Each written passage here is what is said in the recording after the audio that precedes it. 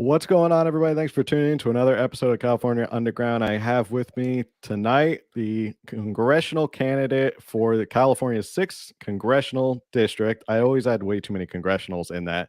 Tamika Hamilton, good friend of the show. Welcome back, Tamika. Congratulations on your primary win. You're headed to the general. So I imagine you're kicking back and you're just relaxing now with your primary win, right? That's how it works. No, that's so funny. I think if you even say break or like time off, like I feel like I'm gonna be getting in trouble. But no, no, there's no break. But first, thank you so much for having me back. Hi, Cynthia. I feel we've known each other for some time now, and I just really appreciate your show. It's amazing to see how much it's grown, and I'm just like hyped to be here. Even though I don't like getting on camera, but I do what I have to do. No, I said you'll do great, and then I put the pressure on you and said a whole bunch of people were looking forward to this. So right before we went live, you were like, "Oh my gosh, now there's people looking forward to this," All but you'll right. do great.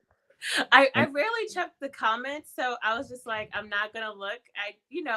I've been in the military for 20 years. All I know is work, and so it's even though I've done a million interviews, it's always like that little like uneasy feeling because it's like I just want to work. Do people really want to hear me hear what I have to say? I just want to work for people. well, yeah, I think people do want to hear you. People already said they were very excited for you. So we'll hop into your primary race, Cynthia. Welcome back. How are you doing as well? I'm doing great. When Phil told me the lineup, I was like, oh my gosh, one of my favorite people's going to be on next week. So I was super excited. We're glad to have you on. And the comment section, there's already people that are happy that you're here too. So Oh, there's like comments like there's like people talking right now. Oh yeah, this is live on YouTube. People are Oh, okay, commenting and cool. chatting. So we'll let people start asking questions and we'll get to Okay. questions in a little bit. But yeah, let's start with your primary win. Yeah. Congratulations. And how does it feel to get through to the next step and head to the general election against your opponent, Ami? What's his Ami name? Ami Bera. Ami Bera. Ami Bera. Okay. Yes, yes, I'm running against Ami Bera. It's so just kind of like a recap. This is my second round, and we were running against here in California, you have a jungle primary, and we had five other Republicans in addition to two Democrats in the race, and Ami Bera and I have advanced to November. I have roughly the election's not certified yet, so there's still ballots that are being counted.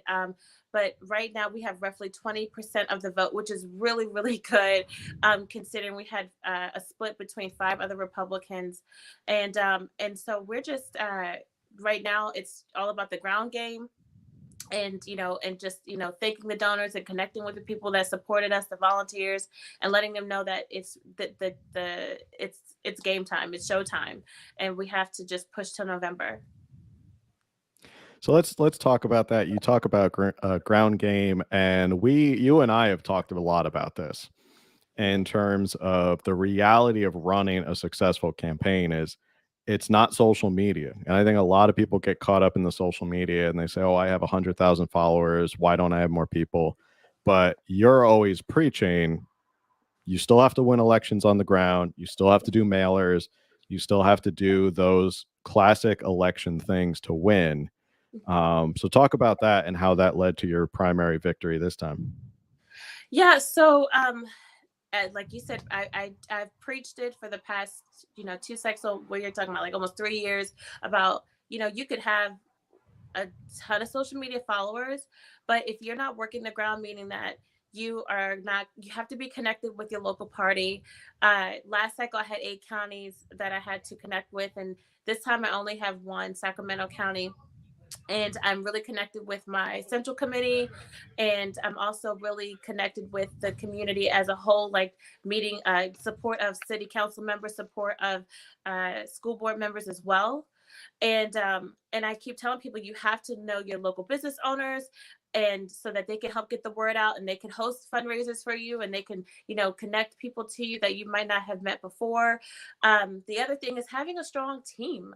I think that one of the things that I it makes me sad sometimes is that people think that like when they've glamorized running for office so much so in the past couple of years that they don't know what a real team looks like, and then they're confused when their favorite person doesn't advance, because they're like, well, I saw the pictures, and it's like the pictures are not telling the full story. I'm on the phone 30 hours a week or more making phone calls. I like, I'll show you this, like, you have to connect with donors.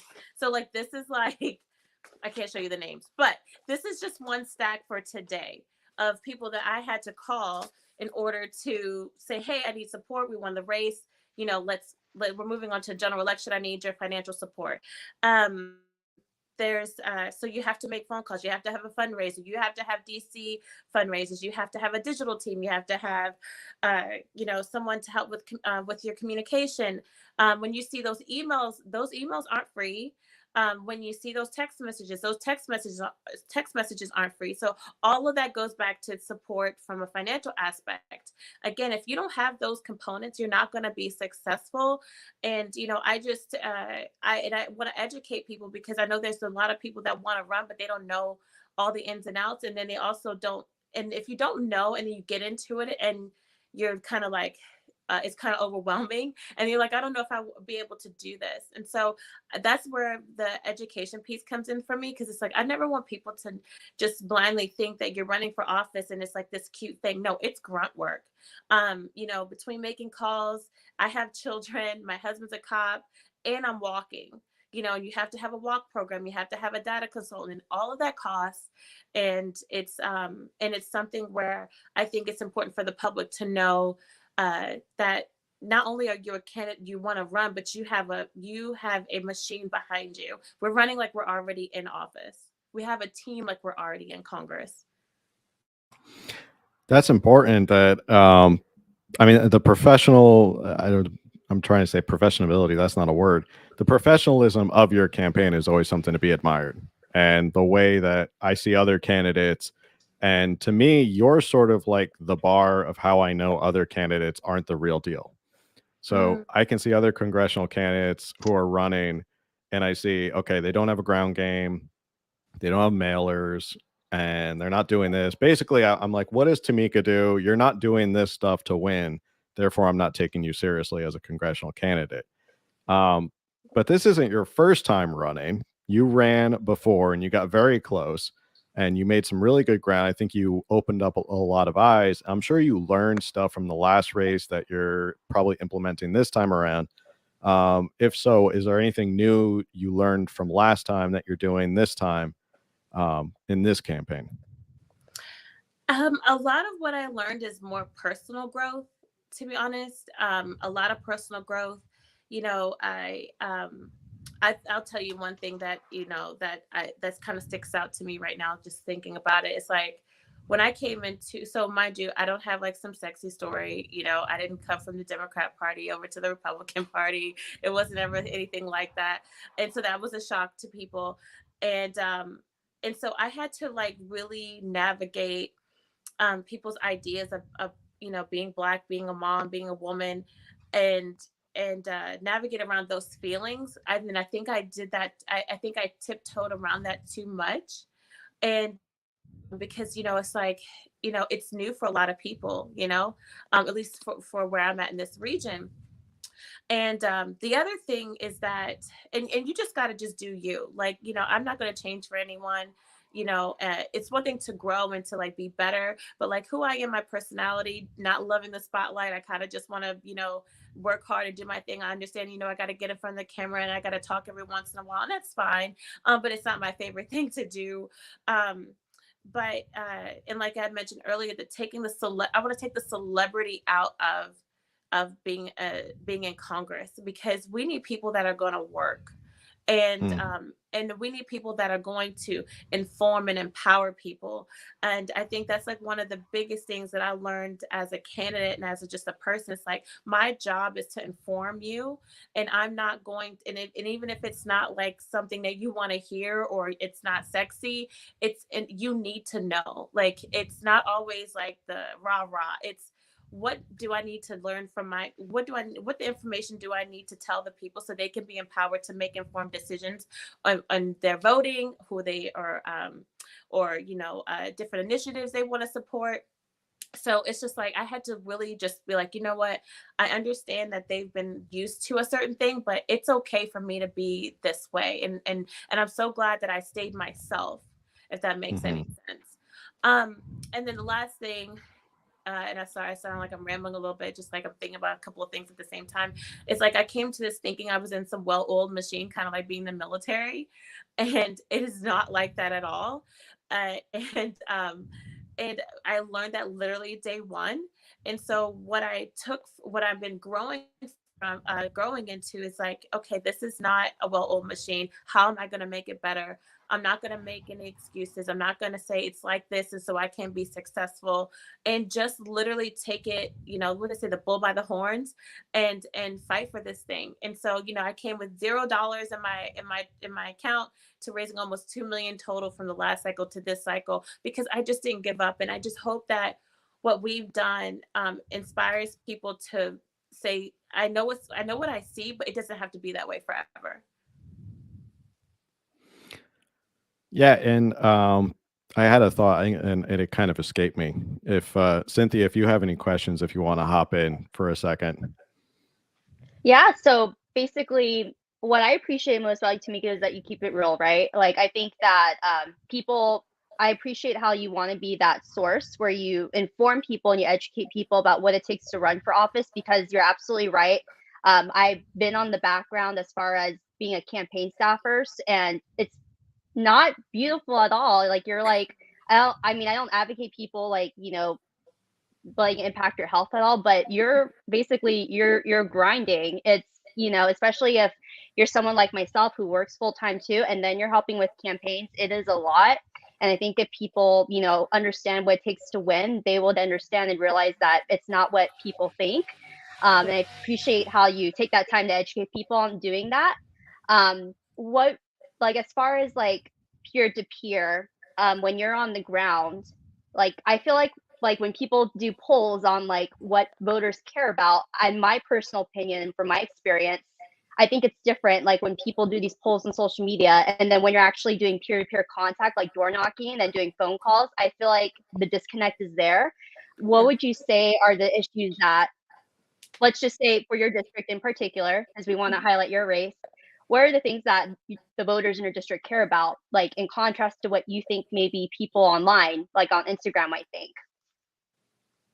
I think that people. Well, let me answer your question, the first part of your question. So here in District 6, people care about those kitchen table issues. Here in California, $118,000 does not make it. People are robbing Peter to pay Paul, and they can't put gas in their car. They can't put food on the table, or it's difficult for them to put food on the table. They're trying to figure out how to what bills can they put off so that they can put gas in their car. Childcare. There was just an article I read the other day about childcare, which is something that people hit me up on. Republicans actually hit me up on. Like, there's a childcare shortage here in California, and I'm pretty sure it's happening across the nation, but the emphasis was here in California. And so, and that's expensive. And so, can you imagine trying to work a full-time job? You can't find childcare. Some businesses are still dealing with COVID restrictions, or different things surrounding that, and you're hit with soaring crime, highest gas prices, and then the rising cost of food. I mean, these are the issues that people care about. These are issues that everyone cares about. And here in District 6, it's like you have a Democrat that's trying to fashion himself as a moderate when he's voted progressive 100,000% of the way. And people are tired. California is controlled by Democrats, and that's not like, and that's something that really a lot of people don't understand. They don't understand the supermajority, and I've had to break that down to people when I go door to door when they want to complain about policy, and they're like, "Oh my God, I didn't even know." In addition to never seeing a Democrat knock on their door before, a Republican never knocked on their door before, and they're like, "I thought that Republicans were stopping this, and they were stopping progress," and I'm like, "No, it's actually the people that are have taken over the state, and it's not Republicans. And so, and it was the second part of your question for the social media part. Um, Freedom means something different to everybody. And I think that when here in California, you need Democrat votes in order to win. That's just the reality of it. I'm in a purple district. 29% of this district is is a Republican vote, and it was the same way when I got 46% in 2020.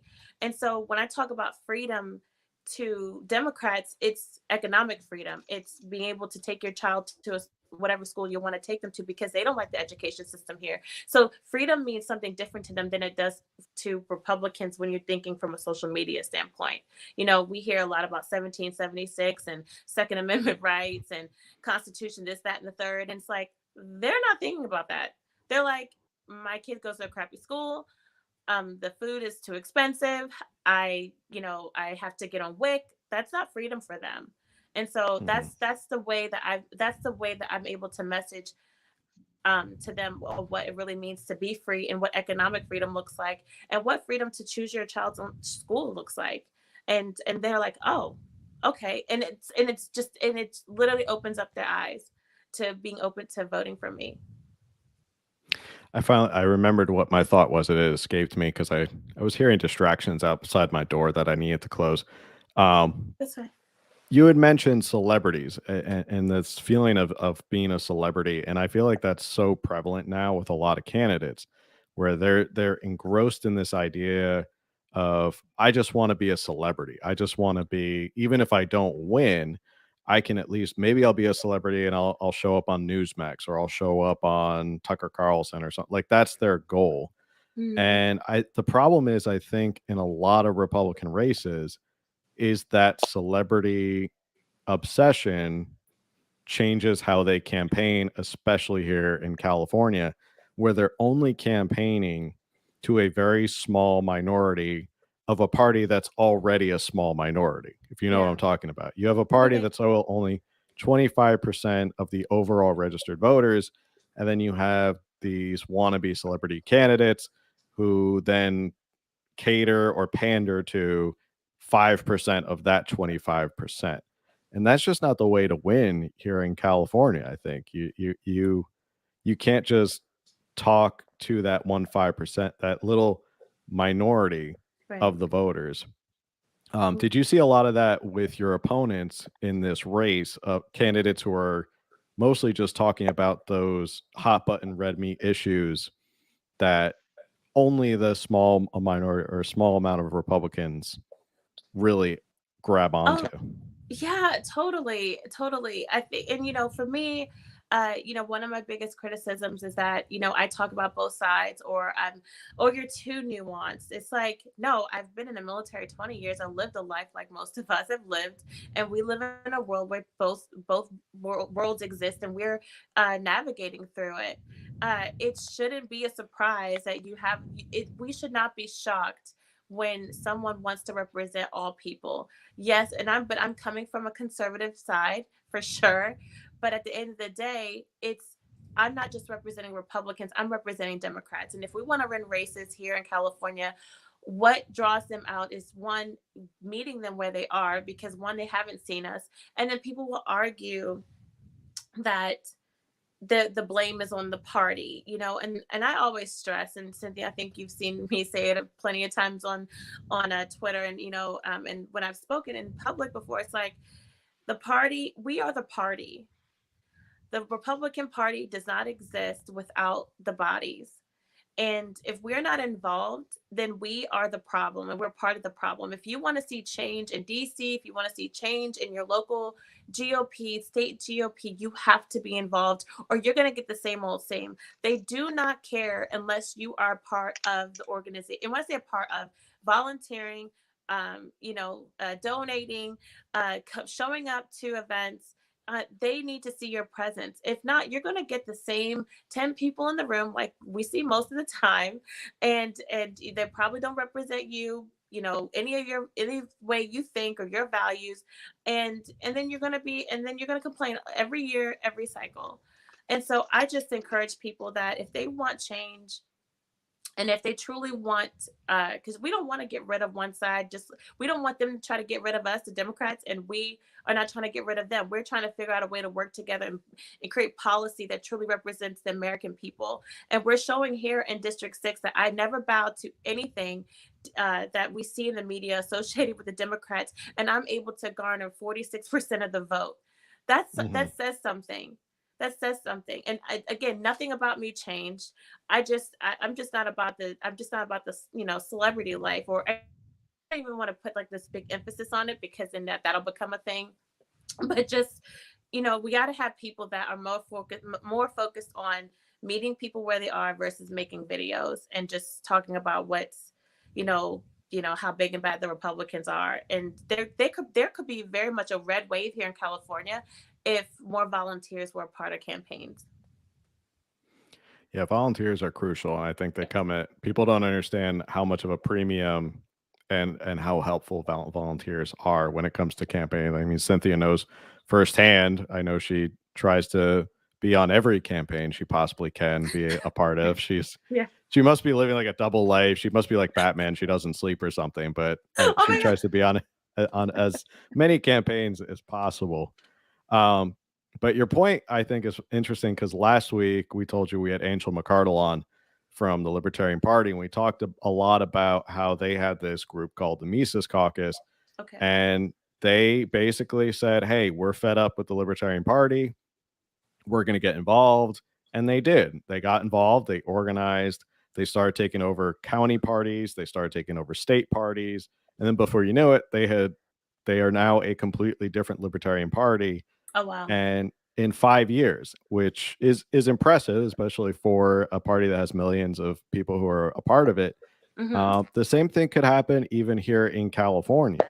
You could organize enough people who then start to become part of the California GOP, whether it's on the county level and then at the state level, and you can make change. And you can, if you're not happy with the way someone's running it, you can say, okay, we're going to get our people in there, but you have to do the work. You can't just sit there and complain about it on social media. No, you can't. And, like I said, and, if we go back to my campaign, we're just working towards a really strong ground game, because in order to win, because, people hinge a lot of things on money. And while I'm a big believer in, you got to donate, you got to support, because everything costs. Like, for example, to send 10,000 text messages costs $1,000.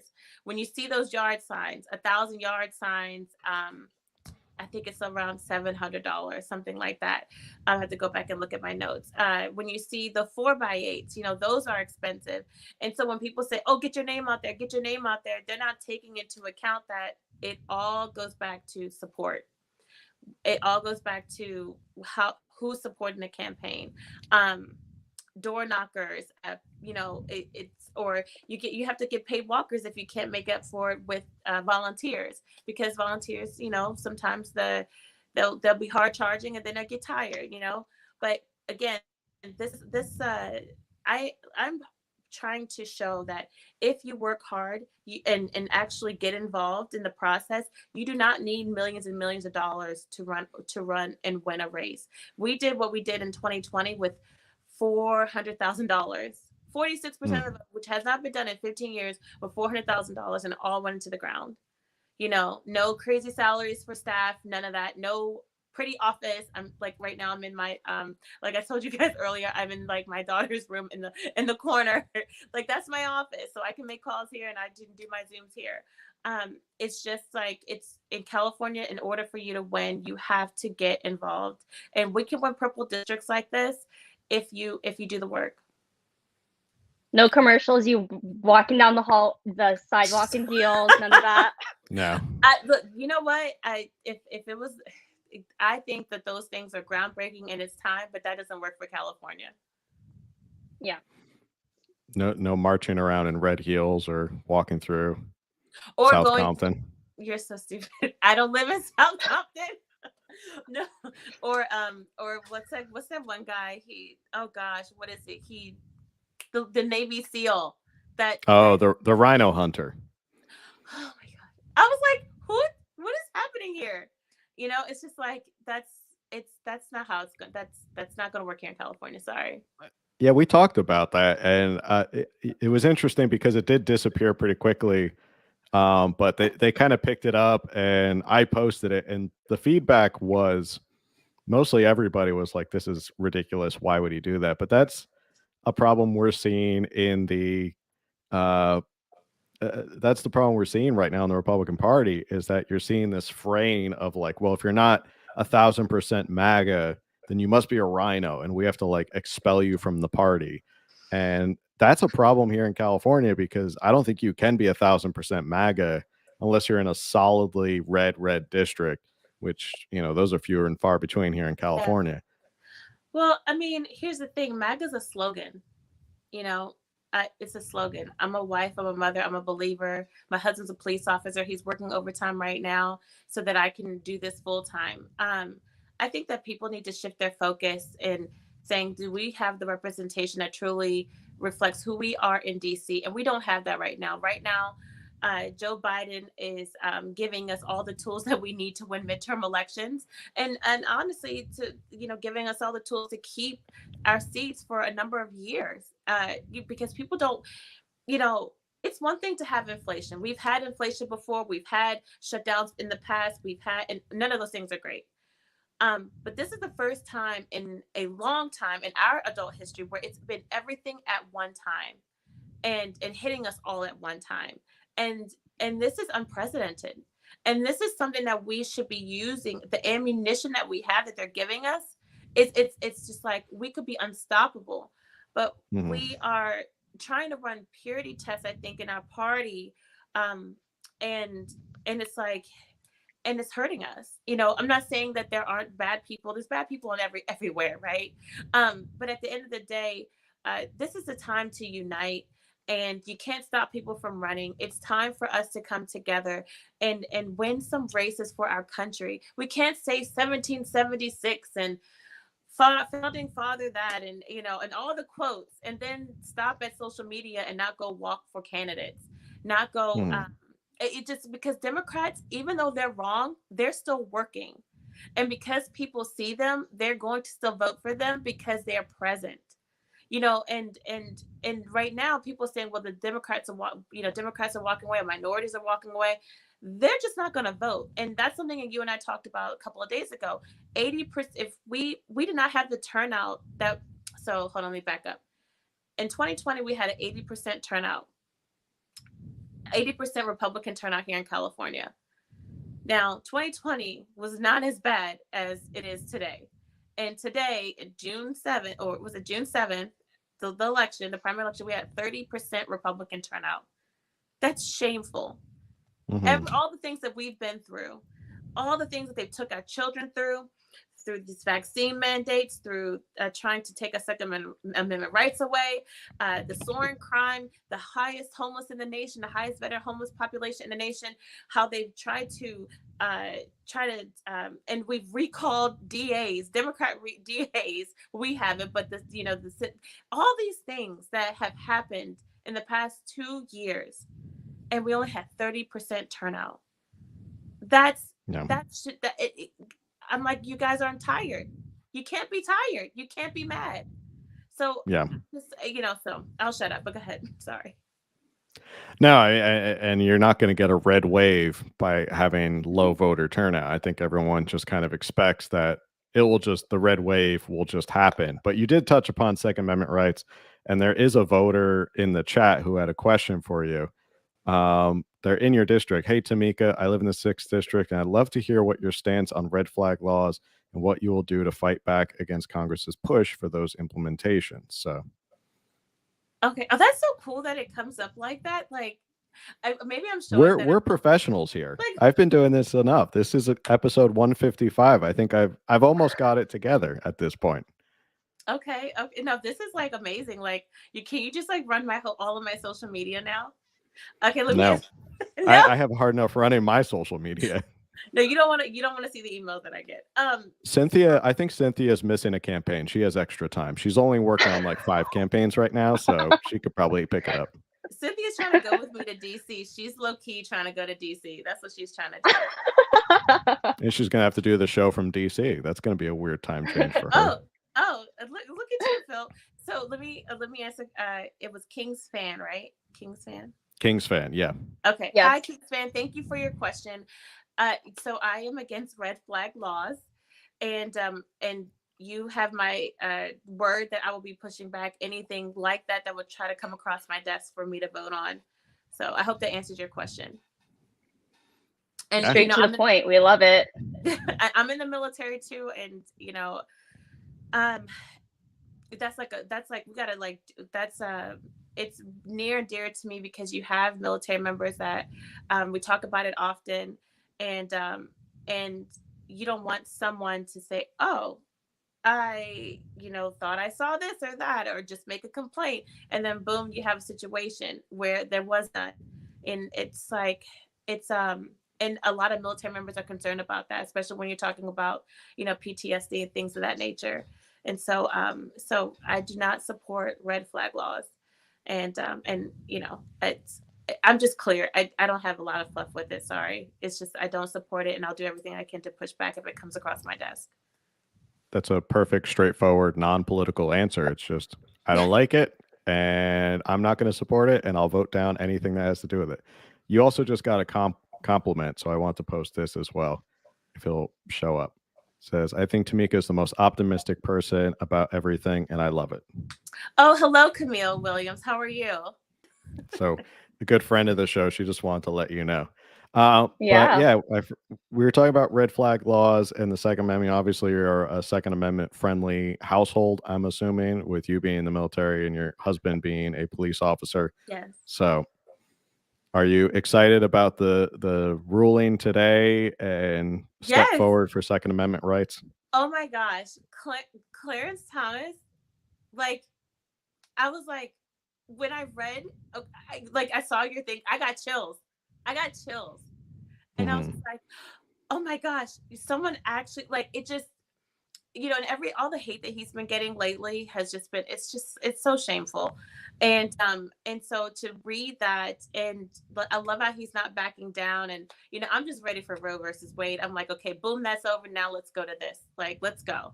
So, and we got to keep them in our prayers, because you see that what's happening. They're going to their homes. They're trying to, what's it called? Not dox them. Doxing. Yeah, doxing. Yeah.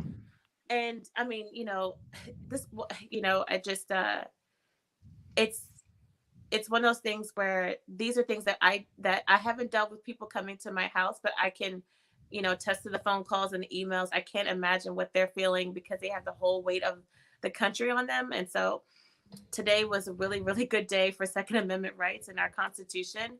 And I'm just really looking forward to what, Roe versus Wade in the next coming days. Yeah, the next coming days. Now, when you go to Congress, I like to always talk to you and say in the positive, put it Yes. out in the universe. When you go to Congress and when you go to DC, you're going to the belly of the beast. You're going to be in the middle of a lot of this high pressure, and you see it now with the mobs. It's become more frequent in terms of this. It's not so much protesting. Now it's become mobs pressuring politicians and even Supreme Court justices. One, I guess the first part of my question is, obviously you've been in the military. I think you could probably stare them down, but how do you feel about that regards to you and your family's safety? And also, do you see this as a rising problem in our national politics, where it seems to be mob rule, where it's just, we don't like what you're doing, so we're going to protest and throw our temper tantrums and force politicians to back down out of fear for retribution and violence? What do you think about that? A couple of things. I've dealt with my own set of harassment over the past couple of years, and all I can tell you is that, when people are incentivized to do it, like we saw in 2020, where, we had a really hot summer, not in a good way, where, you know, we saw people across the country going to burn down neighborhoods that they didn't live in. And we're wondering how those people get there. And it's almost become like attractive, like almost like celebrity, you know, like, you know, we're going to make a ruckus worse than a ruckus, we're going to cause some drama and get some press. And so, you know, sometimes my approach is that a lot of people don't understand is like to ignore people. You know, when people Mhm. have attacked me, I ignore them, you know, and because at the end of the day, you don't matter. You can't let the nobodies win. And when I say nobodies, like, I mean, if you truly care about this country, if you truly want change, then you are going to be constructive in how you approach that. And it's not, and I'm all for people expressing themselves and wanting to protest and, you know, wanting to, you know, speak out of things that they don't agree with, but it's all in the way that you do it. And we've had protests that have made tremendous change. The civil rights movement is like, I mean, the express definition of what you can do peacefully in order to make the right changes for our country to move forward. And so, and that element of class and civil mindedness is lost in what I see currently. And I'm not going to give into it. I haven't given into it. And there's been plenty of times where I wanted to say things, especially when they come after my children. But you know, Mhm. we have to rise above it. I don't give a lot. I don't give into the noise, and I just move on. Sure, it bothers me sometimes, because it's like, if you know me, you would like me, right? At least I think so. But when it comes to being a legislator, it's, you know, you can't please everybody, and you're gonna have people that will not like you just for the simple fact that I have an R beside my name, and then on top of that, I'm a Black woman with an R beside my name, and so, but we're prepared for that. Like I said, we dealt with that. Over the past couple of years, including my husband, who's a police officer, you know, people calling his job and, you know, trying to get him in trouble. Never met him a day in his life, but he's married to a Republican Black woman, so he must be terrible. And he's a cop. But we've always rose above, and we'll continue to do that. And even in Congress, we're going to show that, you know, this is what it looks like not to give in. You just have to keep on going. You have to keep pressing through. So I got another compliment here for you. Somebody said, I'm just outside of her district, District 7, but I hope she wins. I've been following her IG for a while. I love her posts of her family, shows how real she is, and they don't seem like fake pics. So, Oh, see, I told you right before we got on. I said a lot of people were looking forward to this podcast and this interview. So, a lot of people showing their love for you. that's so Uh, sweet. So kind of shifting gears a little bit, I know we talked like a little bit about like the campaigning side, but I think this is the one thing that I would love for you to just kind of put to rest. I feel like there's this big misconception from the campaign side. People think like the RNC, like the California Republican Party, they're here to come and save you. That's not how it works. I know you are endorsed by the California Republican Party, and that's great. Like what is your message to people that think that like they always blame the party and it's always this and that? What would be your message as far as, you know, motivating people to kind of be the change they wish to see in the party, and like how exactly do these apparatuses, how exactly do they help candidates? Yeah. So, again, a couple of things. You both know, because you're part of the party, which I applaud, is that there's rules to this, and not like, you know, some secret, you know, society type stuff, but literally rules to this. And so when you receive, in order to receive the endorsement of the Republican Party, it's a vote, and you have to go through the process. You have to get vetted. And you know, in California, in order for you to get the California GOP endorsement, the first step is to get the endorsement of your local party. And you know, Cynthia, you have to get over 80%. In this situation, I only have one county that has a central committee, and so I got 100% of the vote. And so, and then I went on and I asked for the support of the California GOP, and they did a vote, and then the executive board voted for me as well. So, you know, and that's just something that a lot of people don't know. Like, this is why it's so important for people to get involved, because they would be a part of endorsing their candidate, or the candidate, you know, the candidate of their choice for office. I mean, to run for office. And again, it doesn't stop other people from running, but this is the person that is supported by the local and state GOP. And also, the state GOP can say, hey, we don't want to endorse in a race. That's also happened at a local level because for whatever reason, and different personalities, different set of circumstances. And when you say the RNC help, we cannot wait for the RNC to do anything. You just can't. And even if the RNC doesn't help, it does not mean that the candidate isn't worthy. And I've heard that a couple of times over the years, like, oh, if the RNC is coming, then that means that it's a wash. It's like, no, there's actual, like, you have to think that there's so many seats across the nation, and not every seat's going to get picked for financial support. But what the state party can do is that when you are endorsed and before the primary, you're going to get a newsletter sent out with your face on, along with other endorsed candidates. There might be some phone banking, that they help with, because they have so many different services going, in the state. But that's really the extent of it. Everything goes back to the candidate. It's like, if the candidate is, and so I did not get any financial support from the RNC or the California GOP. They never put any money into my race, and we got that far without the financial support of the party. And just putting my picture on their social media does not gain any financial support either. So. And so I hope that helps people understand why I say, please donate to the campaign. Go to votetamika.org. Go and donate $20 or become a monthly donor for $20 until November, because all of that goes back into the ground. And then you have people that would say, oh, it's so much money in politics. I wish it wasn't. It's like, how are people going to reach people? Like, there's, hundreds of thousands of voters in a district, and we just need a fraction of them to vote. And so we have to reach them, and mail costs money. And it's not like the mail, the post office is like, price gouging us. It's a cost what it costs, and so it's all the things that you don't think about are major factors in winning a congressional seat, or any seat for that matter.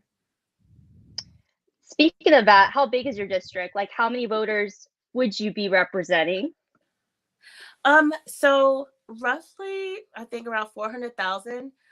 There's potential for more, but to get but you have to register people to vote, and so we're in all of that, trying to get people registered to vote, going to events, but roughly 400,000 people. I have to go back and double check, but I think that's the number.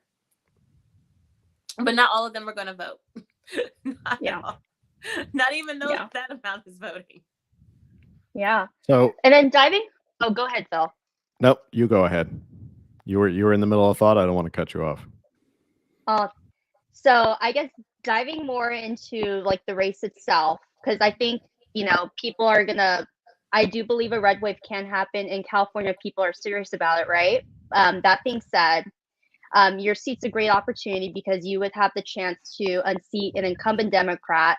And we support you. We think you can do it, but it is going to be, it's a challenge because, regardless of what people say, like, he's heavily funded, things of that nature, like with the strategy that you had in 2020, and then with the blueprint, and then you really, hammering the ground with your strategy, I guess, what are like some elements that you have found where you think like Ami Bera is vulnerable? Like you mentioned, like, he chose the party line, so he's not willing. So he'll always vote Democrat no matter what. Not willing to, like, even if like the district needs this and that, he's always going to vote the party line. Yeah. I guess, what are like some things that you think it might be surprising where you feel like, oh, there's an opportunity where we can beat him? Well, here's the thing. One of the biggest things is that he's not an incumbent. This is an open seat. 60% of the district has never voted for Ami Bera.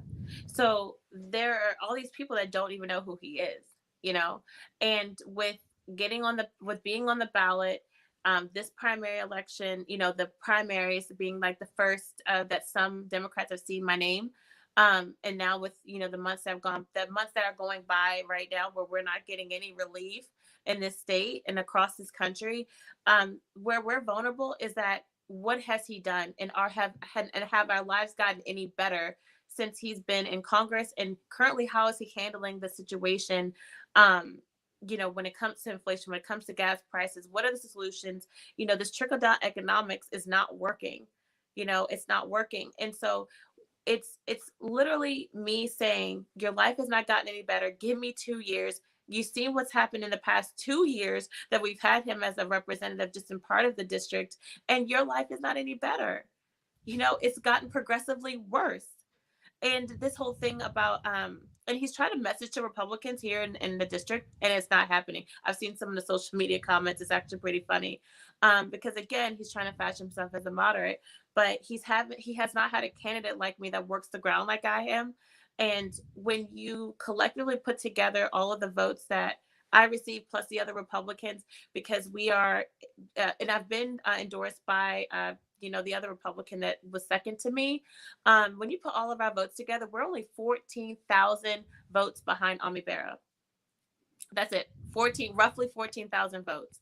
And so that means that not only is it winnable, but we can really, really, really take this and show America that California is not lost. Kings fan commented again, my old man, hey, let me pull this up. My old man worked with Ami Bera before he ran for Congress. Never had a whole lot of nice things to say about him. LOL. Question I was going to ask now, we're coming towards the end. I don't want to keep you. I know you're very busy. You said you had that stack of papers that you're probably going to get right back to as soon as we get up. I'm not calling anybody else. Hold on, what time is it? It's like 9 o'clock. I'm not calling anybody else. Oh, well, I don't want to assume that you don't have more. I'm sure you have more stuff to do. But let's say all of my babies are in bed right now. Let's say looking forward, when you get to DC, what are your top 3 priorities that Tamika wants to start or get accomplished in your first term as a congresswoman? Oh gosh. Well, like I said earlier, it's the kitchen table issues that everyone's talking about. I'm literally living every single thing that is a hot topic right now. My husband's a police officer. The soaring crime is an issue. We need community policing. We need to find a way for us to come back together so that we can have a better relationship with police officers in the local community, and even how it's even addressed from the media's level, the legacy media's level. And so that's crime is a huge topic for me. Obviously, the economy, and school choice. And one of the things that I want to add to the conversation is that, here in District 6, there are so many children that will not be able to go to the school of their choice and will be stuck in public school. And so I want people to also think about how we need to reform public school. I am my children are going to school of their choice, but not every child's going to have that option. And so I want to make sure that we are doing everything that we can to help those kids that have to stay in public schools. I was raised by a mom. I was raised by my grandparents, but my mom, I still knew her. She's still in my life. But even though we live with my grandmother, you could give my mother $1 million and we would never go to a better school, have better clothes. That's just the reality for some families. And so that's why I want to make sure that not only are we advocating for school choice, but making sure we protect those kids that are public school as well. So I just wanted to give some kind of context because, there are people that, just they only think about that one thing, but there's so many different situations happening with children, and we have to protect them. Those are pretty good goals. I think those are things that everyone really can rally around in terms of kitchen table politics and what really is important. And that's probably the best way to start reaching across the aisle, especially here in California, is to stop fighting over this extreme or that extreme in the culture war and just talk about kitchen table politics and make things work here. Because I feel like, our politicians have just gotten they've just gotten so polarized and tribal in terms of just, I have to vote for this and I have to vote for that. And, it's okay when my side does it, but it's not okay when your side does it. It just becomes this big game of hypocrisy. Well, like I said, I know you're very busy. I know you work hard and you probably have a full day packed tomorrow if you're not planning anything else tonight. Why don't you let everybody know where they can go and support you? I'll put your website up for everyone so they can go check it out. Look at you. I'm Look, I feel like this warms my heart. I love you. I love this show. So, guys, you don't know, like Phil and I met years ago. Like, well, yeah, like when I first started, and I mean, this is amazing. So I need to just Well, give him a I high. should clarify. We sort of met. Sort It of, was yeah. when I was just a little podcaster with like 1,000 Stop, followers, stop. and you had posted something about this report back in the 90s, and we've talked about this before about how the Republican Party needs to reach out to minorities, and Yes. if not, they're going to become a minority party themselves, which came to fruition. They didn't listen to the advice. And I remember I messaged you, and you just sent me back an email very, very quick. Here it is attached, and that was it. And I don't know when we started actually talking more, but slowly but surely. I know, and I've just like been obsessed ever since. Yeah, and then here's the kicker: the gentleman that wrote that said and wrote that document. Was it 10 years ago now? He's on my team. Oh, So excellent. yeah, Oh, so yeah, oh yeah, he's on my team. Literally everyone that's on my team is either elected to school board or involved some way with city council, or have gotten other candidates elected in this district. I mean, God just like set me up. Like I feel like 2020 was like my test. 8 counties, 100,000 miles in my car, just craziness. And not that it's not crazy now, but it's not 8 counties, it's one. And my team knows the district inside and out. And so again, this is an opportunity for Republicans to win. uh you know I just want people to take away from this, if anything, it's like you can be who you are, stay you, and just meet people where they are. You're not gonna we don't 100,000% agree with anyone, not even our own family members. Um and there's so many Democrats here in California that think like us, especially here in Northern California. And they're just looking for someone. They're looking for a Republican that can represent them. And you'll be surprised. Again, 29% registered Republicans. I got 46% of the vote. There's people that think like us. They're just looking for us. And so, Hmm. in order for it to help me, you can go to my website right there at the bottom. I feel like a proud mom or something. I need to calm down. you But go should to you should read it out loud because where you have the Because audio of the version of audio podcast listeners. and then YouTube. Yeah. Oh, okay. So votetamika.org. You can spell my name Tamika. Votetamika.org. My team, we're really responsive. Sometimes I'm able to hop in and jump in and respond to the emails as well, but we're super responsive. We need your help, whether it be walking, making phone calls, going door to door. That's how races are won. And of course, if you could donate $20 until November each month, it goes a long way. It's all going into the ground to make sure that we're successful in November. Again, this is a winnable seat. When you put all the numbers together, we're 14,000 votes behind Ami Bera. That's it. And the gap, and so the election has not been certified because all the votes have not been counted, but we're almost at 90% right now. And so it's just the gap is getting smaller. So he's not at 50. He's not over 50%, like, by some wide margin. And then also note that when he ran against a Republican in 2018, they sent that Republican to DC because he got that 20 vote. It was 2016, right? Sheriff Scott Jones. Yes, so 2016, yes. They sent him to death. So Yeah. he's not won an election by some wide margin. It's never Hmm. been that way. But the difference here, and a lot of people say they've never seen someone run a campaign like mine. I'm not trying to blow smoke. I just have an amazing team and I just don't sleep. So votetamika.org. I love you guys so much.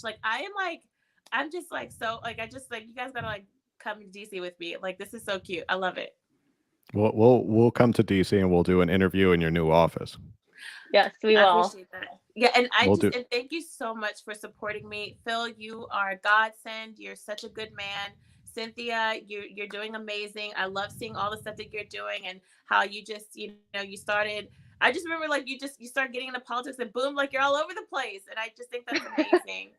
And I hope that a lot of people are inspired by both of you because you're really doing the work. You're not you did wait for somebody to give anything to you, and I really admire that. And this is what grassroots looks like. Yeah, I was actually thinking today, I think Cynthia is more connected in politics than I am at this point. She just like blew right past me. So it's What? funny. Well, go She get. has more cell phones and emails and all that stuff. And she's like, oh, I know this person now. I met this person. I was like, I had dinner with this person, and I went to an event with this person. I'm like, I'm just at home watching Stranger Things and posting on social media. And I think I know a lot of stuff, but I guess I'm not as in the know as Cynthia. So pretty soon Cynthia's gonna have her own show. She's just gonna leave this behind. Right, right, right. Like, forget the fact that you have a law degree. You know, Cynthia's like, I can just call so and so and get things done, right? Yeah, it's not that. She's like, yeah, whatever. I know I'm like above. this person. Cynthia's like, I'm above us. She's like, I'm above all of you. Exactly. We're Um, just really honored, Cynthia, to have you on the show tonight with yes, us. That's really what it yes, is. yes. Thank you for gracing us with your presence and all of Yeah. your questions. Oh my gosh. Now she's blushing. Yeah. But yeah, to everyone who's listening and everyone who's watching, thank you for tuning in. As always, if you can do anything, if you can support Tamika, this is a winnable race, and this is not. We're not blowing smoke, like Tamika said. This is a winnable race, and more importantly, this is what I call a blueprint campaign. And Tamika is a blueprint candidate, meaning Oh my she's gosh. going to write the blueprint, and we should all be looking at that and going, this is how you flip districts in California, and this is how you win. So that's why I want to see her win and go. I always, when she calls me, I always pick up the phone and say, hey, Congresswoman, because I know she's going to be there pretty soon. So to everyone tuning in, make sure you support her, check her out, do whatever you can. And as I always say at the end of all these episodes, if you enjoy this, text one person, let them know. Maybe you know someone in Tamika's district, and you should be like, hey, have you heard who's running in your district? Check her out. Listen to this podcast. So with that, thanks again, everybody, for tuning in, and we'll see you on the next one. Good night, everybody.